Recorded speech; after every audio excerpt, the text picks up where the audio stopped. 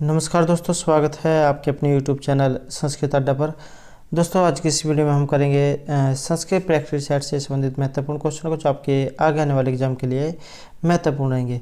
और दोस्तों, हम जो है यहाँ पर आज 63 नंबर का प्रैक्टिस सेट को करेंगे। और अगर आपने हमारे इससे पहले वाले जो 62 प्रैक्टिस सेट नहीं देखे तो उसे आप ऊपर कोने में जो 3 डॉट लाइन पे क्लिक करके आप आई बटन में पहुंच जाओगे, तो वहां पर जाकर आप हमारी इससे पहले वाली जो वीडियो है उसको देख सकते हैं, या जो हमारे चैनल की प्लेलिस्ट है वहां पर जाकर अभी तक की जितनी भी वीडियो सभी को भी आप देख सकते हैं। और इस वीडियो की जो पीडीएफ है आप हमारे टेलीग्राम ग्रुप से प्राप्त कर सकते हैं, उसका लिंक आपको नीचे डिस्क्रिप्शन में मिल जाएगा।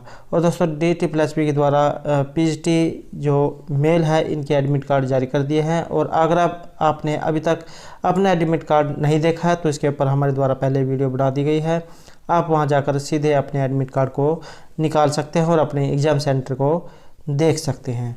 और दोस्तों, इस सभी क्वेश्चन जो एग्जाम की दृष्टि से महत्वपूर्ण रहेंगे। और अगर आपने अब तक हमारे चैनल को सब्सक्राइब नहीं किया तो सब्सक्राइब कर ले, साथ में जो बेल वाला आइकॉन है उसे जरूर दबाएं, जिससे आपको हमारे आने वाली जो वीडियो है उसकी नोटिफिकेशन मिलती रहेगी। तो दोस्तों, यहाँ पर हमारा फर्स्ट क्वेश्चन है, जब कोई क्रिया कृदंत रूप में प्रकट की जाती है तो उस क्रिया को कर्ता अथवा कर्म में कौन सी विभक्ति का प्रयोग होता है?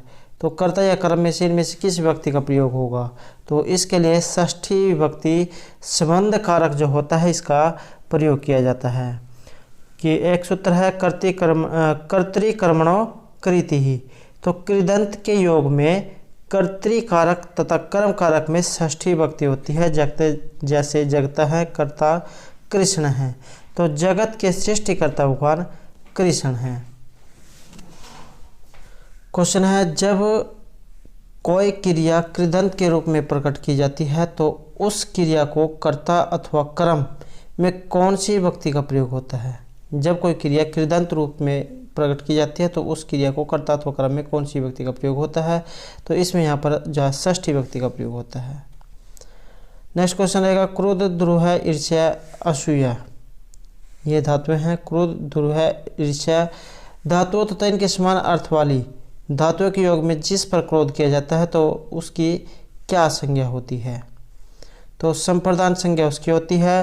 क्रोध, द्रोह, ईर्ष्या जहाँ पर धातुएं लगी होंगी उसमें चतुर्थी जो विभक्ति होती है उसका प्रयोग किया जाता है। चतुर्थी विभक्ति संप्रदान कारक। तो जैसे क्रोध का अर्थ होता है क्रोध करना, द्रोह का अर्थ होता है वैर करना, ईर्ष्या का अर्थ होता है ईर्ष्या करना, और जो असूया इसका अर्थ होता है गुणों में दोष खोजना। तो इन धातुओं तथा इनका अर्थ देने वाली अन्य धातुओं के योग में जिसके ऊपर क्रोध, द्रोह, ईर्ष्या या असूया की जाती है तो उसमें संप्रदान संज्ञा होती है। नेक्स्ट क्वेश्चन रहेगा, कर्म के उक्त होने पर कर्ता में कौन सी विभक्ति का प्रयोग होगा? तो कर्म के उक्त होने पर कर्ता में कौन सी विभक्ति होगी? तो इसमें यहाँ पर जो राइट आंसर है ये ऑप्शन डी रहेगा। तृतीय जो विभक्ति है इसका इसमें प्रयोग होता है। तो इससे तात्पर्य है कि कर्मवाच्य के कर्ता में तृतीय, कर्म में प्रथमा और कर्म के अनुसार क्रिया, वचन और लिंग होते हैं। जैसे रामेण वेदः पठ्यते, तो यहाँ कर्म उक्त है अतः वेद में प्रथमा विभक्ति हुई है, तथा कर्ता अनुक्त है इसलिए रामेण में तृतीय विभक्ति का प्रयोग हुआ है। अगला क्वेश्चन रहेगा, बलीम याचते वसुधाम, वेरी वेरी इंपॉर्टेंट जो ये उदाहरण है। तो बलीम याचते वसुधाम इस वाक्य में बलि में द्वितीय विभक्ति क्यों हुई है? तो इसमें होने का क्या कारण है? तो ये रहेगा यहाँ पर ऑप्शन डी, इन सभी के कारण, क्योंकि बलि क्या है ये गौण कर्म है, आपदान की विशेष विवक्षण या पितु अविवक्षता है, और एकतम च सूत्र से कर्म संज्ञा इसमें हुई है। अगला क्वेश्चन रहेगा, सुखी शब्द का तृतीय एक वचन में क्या रूप होता है? तो ये बनेगा यहाँ पर ऑप्शन ए, सुख्या जो है इसका यहाँ पर ये शब्द रूप बनेगा।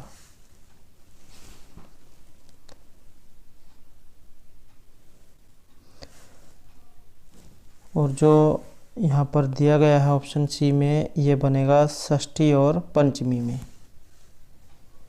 नेक्स्ट क्वेश्चन है अस्मत् शब्द। एक होता है अस्मद और दूसरा होता है युष्मद। तो अस्मद जो यहाँ पर दिया गया है, इसके रूप चलते हैं अहम, आवाम, वयम। तो इसका पंचमी एक वचन में क्या रूप बनेगा? तो ये बनेगा यहाँ पर ऑप्शन बी, मत जा, ये रूप यहाँ पर बनेगा अहम, आवाम, वयम। तो इसमें मत जा यहाँ पर ये बनेगा। अगला क्वेश्चन रहेगा, जिस कारण या प्रयोजन में कोई कार्य किया जाता है तो उसमें क्या विभक्ति होती है? तो कारण या प्रयोजन में कोई कार्य किया जाता है तो उसमें कौन सी विभक्ति होती है? तो इसमें रहेगी यहाँ पर ऑप्शन ए। तो इसमें जो तृतीय विभक्ति है इसका प्रयोग होता है। तो हेतु सूत्र से हेतु अर्थ के वाचक शब्द में तृतीय विभक्ति होती है। जैसे अध्ययनेन वस्ति, पुण्येन दृष्टो हरि। तो अध्ययन के प्रयोजन से यहाँ रहता है, वास क्रिया का फल है, इसलिए यहाँ पर जाए अध्ययन, ये तात्पर्य है। नेक्स्ट क्वेश्चन है, पुल्लिंग सर्व शब्द का प्रथम विभक्ति बहुवचन में रूप। वेरी वेरी इंपॉर्टेंट उदाहरण है। पुल्लिंग और सर्व शब्द का प्रथम विभक्ति बहुवचन में रूप। तो यहाँ पर पुल्लिंग और स्त्रीलिंग दोनों में अलग अलग रूप चलते हैं। तो पुल्लिंग में पूछा गया है, तो ये रहेगा ऑप्शन बी, सर्वे।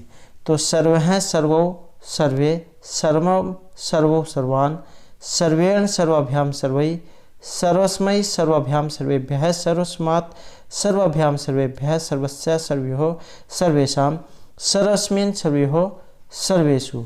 तो इस प्रकार सर्व पुल्लिंग में शब्द रूप ये चलेंगे। अगला क्वेश्चन रहेगा यहाँ पर, अकारांत पुल्लिंग प्रथम शब्द का तृतीय विभक्ति बहुवचन। तो ये जो प्रथम जो यहाँ पर दिया गया है इसके शब्द रूप किसमें? पुल्लिंग में और बहुवचन में। तो ये रहेगा यहाँ पर ऑप्शन सी, प्रथम। तो इसके रूप शब्द रूप कैसे चलते हैं? जैसे प्रथमः प्रथमौ प्रथमाः, प्रथमं प्रथमहु प्रथमान, प्रथमेन प्रथमाभ्याम प्रथमै, प्रथमाय प्रथमाभ्याम प्रथमेभ्यः, प्रथमात् प्रथमाभ्याम प्रथमेभ्यः, प्रथमस्य प्रथमयोः प्रथमानां, प्रथमे प्रथमयोः प्रथमेषु, हे प्रथम, हे प्रथमौ, हे प्रथमः। जैसे राम के चलते हैं इसी तरह प्रथम के शब्द रूप चलेंगे। अगला क्वेश्चन आएगा यहाँ पर, अष्टम शब्द का प्रथमा विभक्ति में रूप। तो इसका रूप किस तरह बनेंगे? तो इसका होगा यहाँ पर अष्टौ। नेक्स्ट क्वेश्चन है, नियम पूर्वक विद्या स्वीकार करने पर वक्ता में किस विभक्ति का प्रयोग होता है?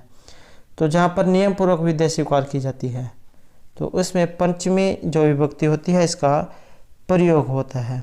एक सूत्र है आख्यात उपयोगी, तो ये यहाँ पर काम करता है। आख्यात उपयोगी जहाँ पर नियम पूर्वक विद्या स्वीकार की जाती है, जैसे उपाध्यात अधीते, तो वहाँ पर जो है ये नियम पूर्वक विद्या स्वीकार करने में पंचमी विभक्ति आपादान कारक का प्रयोग होता है। अगला क्वेश्चन रहेगा, युवन शब्द का प्रथमा बहुवचन में रूप। युवन शब्द है प्रथमा विभक्ति और बहुवचन, तो ये बनेगा यहाँ पर ए युवान है।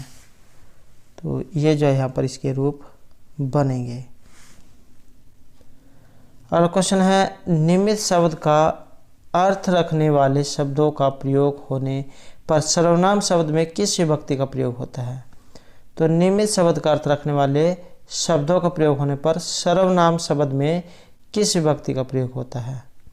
तो इसमें रहेगा यहाँ पर ऑप्शन डी, दूसरी से सप्तमी तक सभी जो विभक्ति है उनका प्रयोग इसमें होता है। एक सूत्र है, निमित्त पर्याय प्रयोगे सर्वासाम प्राय दर्शनम। तो ये जो है यहाँ पर लगेगा, निमित्त शब्द का अर्थ रखने वाले शब्दों का प्रयोग होने पर सर्वनाम शब्द में द्वितीय से सप्तमी तक विभक्ति होती है। नेक्स्ट क्वेश्चन है, अव्यय शब्दों में किस विभक्ति का प्रयोग, अव्यय शब्दों में किस विभक्ति प्रत्यय का लोप होता है? तो किस विभक्ति प्रत्यय का लोप होता है? तो इसमें राइट आंसर ऑप्शन डी रहेगा प्रथमा तृतीय द्वितीय, इन सभी का जो है अव्यय शब्दों में लोप होता है। एक सूत्र जो है इसमें लगता है अव्ययदापसुप है। एग्जाम में वो भी पूछ लिया जा सकता है कि अव्ययदापसुप है सूत्र जो है कहाँ पर लगता है, तो ये अव्यांत जो शब्द होते हैं तो अव्ययदापसुप है। इस सूत्र के अनुसार अव्यांत सभी सुपों का लोप होता है, तो यहाँ पर जो है अव्ययदापसुप है सूत्र ये लगेगा। नेक्स्ट क्वेश्चन है पंडित अंबिकादत्त व्यास को निम्नलिखित में से किस उपाधि से विभूषित नहीं किया गया है। तो एग्जाम में हाँ या ना दोनों में क्वेश्चन पूछ ले जाते हैं। तो पंडित अंबिकादत्त व्यास, इनका जो ग्रंथ है ये रहेगा शिवराज विजय, 12 निश्वासों में ये निबद्ध है। तो पंडित अंबिकादत्त व्यास को इनमें से कौन सी एक उपाधि से विभूषित नहीं किया गया है, तो ये कौन सी है, ये रहेगी यहाँ पर मीमांसक। और ये पूछ लिया जा सकता है कि कौन सी से किया गया है, तो घट्टी का शतक, शतावधान, साहित्याचार्य, तो इन सभी से जो इनको अलंकृत किया गया है। और अगर आपने ये जो शिवराज विजय और इनका जो आचार्य है पंडित अंबिकादत्त व्यास, इनके क्वेश्चन वाली वीडियो नहीं देखे तो इसे आप हमारे चैनल की प्लेलिस्ट में जाकर देख सकते हैं। अगला क्वेश्चन रहेगा यहाँ पर सुश्री शब्द के पंचमी के एक वचन का रूप क्या होता है, तो ये रहेगा यहाँ पर ऑप्शन सी, सुश्री हैं। तो सुश्री शब्द है और पंचमी विभक्ति के वचन का रूप सुश्री हैं बनेगा। अगला क्वेश्चन है निम्नलिखित में से युष्मद शब्द के लिए क्या सही कथन है।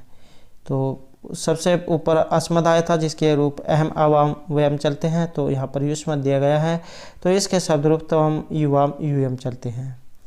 तो इसके लिए इनमें से सही कथन कौन सा है, तो ये सभी जो यहाँ पर सही रहेंगे। मध्यम पुरुषवाची है, संबोधन शब्द के ठीक बाद का प्रयोग वर्जित होता है, तीनों लोगों में एक समान बनते हैं। अगला क्वेश्चन है अनुष्टुप छंद का।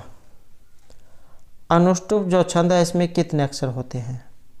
ये जो छंद जो है महत्वपूर्ण रहेंगे, और अगर आपने छंद से संबंधित वीडियो नहीं देखे तो इसे हमारे चैनल की प्लेलिस्ट में जाकर देख सकते हैं। छंद और अलंकार हमारे द्वारा वहाँ पर कराए गए हैं। तो इसमें अक्षर जो है कितने हैं, तो इसमें रहेंगे यहाँ पर 32 अक्षर। इनके अलावा जैसे और छंद है गायत्री, उष्णिक, अनुष्टुप, वृत्ति, पंक्ति, त्रिष्टुप, जगती, अतिजगती, सकवरी, अतिसकवरी, अष्टि, अत्यष्टि, धृति, अतिधृति, कृति, प्रकृति, आकृति, विकृति, संस्कृति, अभिकृति और उत्कृति। तो इस प्रकार से इनके भी जो ये अक्षर पूछ ले जाते हैं। तो गायत्री जो है सबसे पहले गायत्री आएगा, इसमें रहेंगे 24, उष्णिक में 28, उसके बाद अनुष्टुप में 32, वृत्ति में 36, पंक्ति में 40, त्रिष्टुप में 44, जगती में 48, अतिजगती इसमें 52 और स्कवरी में 56, अतिस्कवरी में 60, अष्टि में 64, अति अष्टि 68, धृति इसमें रहेंगे 72 अक्षर। उसके बाद अतिधृति में 76, कृति में 80, प्रकृति में 84, आकृति में 88, विकृति में 92 और संस्कृति में 96, अभिकृति में 100, उत्कृति में 104। तो इस तरह से 4 अक्षर जाइन में बढ़ते चले जाते हैं। छंद 2 प्रकार के बताए गए हैं, वर्णिक छंद और मात्रिक छंद, जिसमें वर्णों जिसमें यस्मिन छंदे पद स्थानाम वर्णनाम संख्या गण्यते तत् वर्णिक छंद हैं। जहाँ पर पदों के स्थानों में वर्णों का प्रयोग होता है तो वहाँ पर वर्णिक छंद होता है, और जहाँ पर मात्राओं का प्रयोग होगा तो वे मात्रिक छंद कहलाएंगे। वर्णिक छंद कौन से होते हैं, उपेंद्र वज्रा, वसंत तिलका और वसंत आदि जो वर्णिक छंद हैं, और जो मात्रिक छंद है इसमें आर्य छंद आते हैं। नेक्स्ट क्वेश्चन है संबोधन और प्रथमा विभक्ति के किस वचन में अंतर होता है, तो इसमें एक वचन जो होता है इसमें अंतर होता है। नेक्स्ट क्वेश्चन है शंभु शब्द का चतुर्थी विभक्ति का एक वचन क्या रूप होगा, तो ये होगा यहाँ पर ऑप्शन सी, संभवे जो है यहाँ पर ये रूप इसका बनेगा। अगला क्वेश्चन है जो बात अन्य विभक्तियों से न कहने की इच्छा हो उसमें किस विभक्ति का प्रयोग होता है। जो बात अन्य विभक्तियों से न कहने की इच्छा हो उसमें किस विभक्ति का प्रयोग होता है, तो उसमें ऑप्शन डी षष्ठी जो है विभक्ति का प्रयोग होता है। षष्ठी विभक्ति और संबंध कारक जो है इसमें होता है। एक सूत्र है षष्ठी से, ये इसमें काम करता है। तो इसका तात्पर्य है कि जो बात अन्य विभक्ति से न पता चले उसे षष्ठी विभक्ति के माध्यम से बतलानी चाहिए। यह बातें संबंध बतलाने में प्रयोग की जाती हैं। अगला क्वेश्चन है आधार का। वेरी वेरी इंपॉर्टेंट क्वेश्चन है। आधार कितने प्रकार का होता है, सप्तमी विभक्ति का प्रयोग कहाँ होता है। तो ये जो क्वेश्चन है एस्टेट के एग्ज़ाम में भी पूछा गया है, सी टेट के में भी देखने को आया है और नेट के एग्ज़ाम में भी ये देखने को पहले मिला है। तो आधार इसमें कितने प्रकार का होता है, तो यहाँ पर 3 प्रकार का जो है ये आधार बतलाया गया है। एग्ज़ाम में ये भी आ सकता है कि 3 प्रकार का आधार कौन कौन सा होता है। तो ये होता है औपश्लेषिक, वैशेषिक और अभिव्यापक। तो और एग्ज़ाम में एक जो है इसके जो उदाहरण जो है ये पूछे जाते हैं। जैसे उदाहरण दे दिया जाएगा उसमें पूछ लिया जाएगा कि इसमें कौन सा आधार है। तो यहाँ पर इसके महत्वपूर्ण जो है ये बताए गए हैं उदाहरण, जैसे कटे आस्ते, स्थाल्याम पस्ती, मोक्ष इच्छास्ति। तो अब बात कर लेते हैं यहाँ पर इनके जो 3 जो यहाँ पर आधार इसके बताए गए हैं। तो पहला जो है औपश्लेषिक रहेगा, उपसमीपे श्लेष हैं, संबंध उपश्लेष हैं। उपसमीपे श्लेष हैं, संबंध उपश्लेष हैं। अर्थात उपश्लेष से किया हुआ औपश्लेषिक, अर्थात जहाँ आधार कर्ता आदि से संयोग आदि संबंध होता है। क्या कि जहाँ आधार कर्ता आदि से संयोग आदि संबंध से होता है वहाँ पर औपश्लेषिक होता है। जैसे इसका उदाहरण है कटे आस्ते, चटाई पर है। यहाँ आसन क्रिया के कर्ता का आधार कट के साथ संयोग संबंध है, इसलिए यहाँ पर कट औपश्लेषिक आधार है। दूसरा जो इसका उदाहरण है ये वैशेषिक का है। तो ये क्या होता है, तो उस आधार को कहा जाता है जो विषय को लेकर होता है। जैसे मोक्षे इच्छा अस्ति, मोक्ष की इच्छा है या मोक्ष के विषय में इच्छा है। तो यहाँ मोक्ष वैशेषिक आधार है क्योंकि यहाँ इच्छा का विषय है। तीसरा जो है इसका अभिव्यापक। तो ये क्या होता है, तो ये उस आधार को कहा जाता है जहाँ संपूर्ण अवयवों में व्याप्ति हो। जैसे तिलेषु तैलम, तिलों में तेल होता है, तो यहाँ तिल आधार है और इसके संबंध अवयवों में तैल है, इसलिए यह अभिव्यापक आधार है। और जो उसका उदाहरण है जैसे स्थाल्याम पस्ती, तो यहाँ स्थाली पाक क्रिया का आधार होने से अधिकरण है, तो इसमें सप्तमी विभक्ति होती है। तो आपने ये याद रखने हैं, इसके 3 जो ये होते हैं आधार, औपश्लेषिक, वैशेषिक और अभिव्यापक। औपश्लेषिक का उदाहरण कटे आस्ते है, वैशेषिक का मोक्षे इच्छास्ति और जो अभिव्यापक है इसका उदाहरण है तिलेषु तैलम। अगला क्वेश्चन रहेगा बाणभट्ट किस सम्राट के सभा पंडित थे। तो बाणभट्ट ये किस सम्राट के सभा पंडित थे, तो ये थे यहाँ पर ऑप्शन सी, राजा जो हर्षवर्धन है इनके ये दरबारी कवि आप इनको कह सकते हैं, सभा के पंडित जो ये इनमें से थे। और हर्षचरित जो इनके द्वारा जो ग्रंथ है ये रचा गया है। और कादम्बरी ये भी जैनी की ही कृति है। और अन्य जैसे चंडी शतक और मुक्त ताड़ितकम और पार्वती प्रीणय, तो ये भी जैनी की ही कृतियाँ हैं। अगला क्वेश्चन रहेगा पठ धातु का। तो पठ धातु है यहाँ पर, पढ़ने अर्थ में लंग लकार है, मध्यम पुरुष और एक वचन। तो लंग लकार में इसके रूप कैसे चलते हैं, जैसे अपठत, अपठताम, अपठन, अपठः, अपठतम, अपठत, अपठम, अपठाव, अपठाम। तो मध्यम पुरुष एक वचन, तो अपठः यहाँ पर बनेगा। और अगला क्वेश्चन है यहाँ पर दीव धातु का। दीव का अर्थ होता है चमकना। तो दीव धातु का लोट लकार प्रथम पुरुष और दिव्यवचन में, तो यह बनेगा यहाँ पर ऑप्शन सी, दिव्यताम। और यहाँ पर जो लोट लकार में दिए गए हैं इनके रूप कैसे चलते हैं, जैसे दिव्यतु, दिव्यताम, दिव्यंतु, दिव्य, दिव्यतम, दिव्यत, दिव्यानी, दिव्याओ, दिव्याम। तो इस तरह से जो है यहाँ पर ये इसके रूप चलते हैं। और लेट लकार में भी जो पूछ लिए जाते हैं, तो देविशति, देविशत है, देविशंति, देविष्यसि, देविशत है, देविशत, देविष्यामी, देविष्यावह, देविष्यामः। तो ये जो है इसके लेट लकार में रूप चलेंगे। अगला क्वेश्चन रहेगा यहाँ पर चूर धातु का। चूर, चुराने अर्थ में, चूर धातु के संबंध में इनमें से सही कथन कौन सा है, तो ये रहेगा ऑप्शन बी, चूर धातु से अनिच प्रत्यय में जाए प्रयोग होता है। नेक्स्ट क्वेश्चन रहेगा भू धातु का। भू धातु का लोट लकार मध्यम पुरुष बहुवचन में रूप। तो भू धातु आसान है होने अर्थ में, तो इसका लोट लकार मध्यम पुरुष के बहुवचन में। तो इसके रूप कैसे चलते हैं, जैसे भवतु, भवताम, भवंतु, भव, भवतम, भवत, भवानी, भवाव, भवाम। तो ये रहेगा यहाँ पर ऑप्शन ए, तो भव, भवतम, भवत।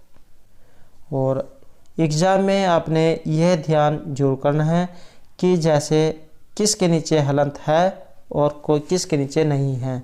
जैसे यहाँ पर भवत दिया गया है, तो एक एग्जाम में जैसे ऑप्शन ए में है तो ऑप्शन बी या सी में इस तरह दे दिया जाएगा भवत और इसके नीचे त हलंत होगा। तो इन दोनों में अंतर है, ये आपने उसमें एग्जाम में जरूर देखना है। नेक्स्ट रहेगा ब्रू धातु की विधि लिंग मध्यम पुरुष और द्विवचन में रूप। तो यह बनेंगे यहाँ पर ऑप्शन डी, ब्रूयातम। और इसके रूप कैसे चलते हैं, विधि लिंग लकार में, जैसे ब्रूयात, ब्रूयाताम, ब्रूयुहु, बुरियाह, बुरियातम, बुरियात, बुरियाम, बुरियाओ, बुरियाम। तो यहाँ पर मध्यम पुरुष द्विवचन में बुरियातम जाए रूप बनेगा। एक होता है बुरियतम, एक और ये तो बनेगा यहाँ पर द्विवचन में, मध्यम के द्विवचन में। अगर यहाँ पर बुरियाताम, तो इसमें सिर्फ एक आकारांत जो मात्रा है इसका ही अंतर है। तो ये जो है प्रथम के द्विवचन में बनती है और ये मध्यम के द्विवचन में, दोनों में सिर्फ एक आ की मात्रा का ही अंतर है। तो दोनों में ये फ़र्क आपने याद रखना है। और एक जो है यहाँ पर ये दिया गया है बुरियात, जैसे मैंने आपको पहले वाले उदाहरण में बताया था, यहाँ पर भी बुरियात दिया गया है, यहाँ पर भी बुरियात दिया गया है। इसके नीचे हलंत है, इसके नीचे हलंत नहीं है, दोनों में ही अंतर है। ये प्रथमा के एक वचन में बनता है और ये मध्यम के बहुवचन में बनता है। तो दोनों में ही अंतर है। और जो ऑप्शन सी में दिया गया है बुरियाओ, ये भी द्विवचन का ही है, लेकिन ये उत्तम के द्विवचन का है। अगला क्वेश्चन रहेगा यहाँ पर अच प्रत्याहार में कितने स्वर होते हैं। तो महेश्वर जो सूत्र है शिव जी के डमरू से जो निकले थे, तो 14 जो बताए गए हैं। तो इसमें अच, ऐ उण में जो अ है यहाँ से लेकर और च तक, एवं एओच, ए आउच। तो इसका जो ये बाद वाला जो अक्षर होगा इसका लोप हो जाएगा, ये नहीं गिना जाएगा। तो इससे पहले वाले गिने जाएंगे। तो ये होंगे यहाँ पर 9। तो ये कौन कौन से होंगे, जैसे ऐ उण, री लिरिक, ए औंग, ए आउच। तो इस तरह से 9 होंगे। अगला क्वेश्चन आएगा यहाँ पर हल प्रत्याहार का। तो ये जो हल प्रत्याहार है इसमें कितने वर्ण होते हैं। तो इसमें यहाँ पर 34 वर्ण बताए गए हैं। ह से लेकर लन तक, है व्रट में जो ह और लन में जो अण है तो वहाँ तक जो है ये 34 होते हैं। है व्रट लन यमगणम झव्या गणदस जब गणदस कपट कप्या खप चढ़तो कप्या सत्सर हल। तो इस तरह से जो है ये ह और ल लास्ट तक जाए होते हैं। तो इस तरह यहाँ पर 34 इसमें वर्ण होते हैं। है व्रट में है और लन का जो बाद में लन होता है इसका अणक लोप, तो ल हल प्रत्याहारी माना जाएगा। इनके दोनों के बीच के जितने भी अक्षर होंगे बाद वाले वर्ण को छोड़कर वे सभी जगह गिने जाएंगे।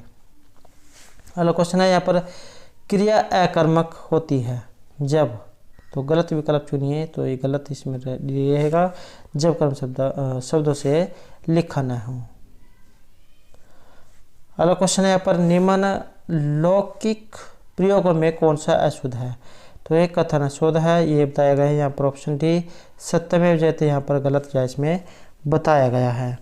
तो लौकिक के प्रयोग में सत्यमेव जयते यह वाक्य शुद्ध नहीं है। सत्यमेव जयते जो है मुंडक उपनिषद से लिया गया है। इसे वैदिक संस्कृत में सत्य माना जाता था, परंतु पाणिनि की व्याकरण के अनुसार यह यहाँ पर शुद्ध नहीं है। अगला क्वेश्चन है पर कर्मवाच्य का, कर्मवाच्य में कर्म में क्या विभक्ति होती है, तो इसमें प्रथमा विभक्ति यहाँ पर बताई गई है। कर्मवाच्य में कर्म में प्रथमा विभक्ति होती है और कर्मवाच्य में कर्ता में तृतीया होती है। कर्म में प्रथमा और कर्म के अनुसार क्रिया का वचन और लिंग होता है, जैसे रामेण वेदः पठ्यते, तो यहाँ कर्म वेद के अनुसार क्रिया में परिवर्तन हुआ है। तो दोस्तों ये थे हमारे आज के संस्कृत प्रैक्टिस सेट से संबंधित कुछ महत्वपूर्ण क्वेश्चन जो आपके आगे आने वाले एग्जाम के लिए महत्वपूर्ण होंगे। और दोस्तों अगर आपने अब तक हमारे चैनल को सब्सक्राइब नहीं किया तो सब्सक्राइब कर ले, साथ में जो बेल वाला आइकॉन है उसे जरूर दबाएं, जिससे आपको हमारे आने वाली जो वीडियो है उसकी नोटिफिकेशन मिलती रहेगी। और दोस्तों हमारे साथ अंत बनाने के लिए धन्यवाद।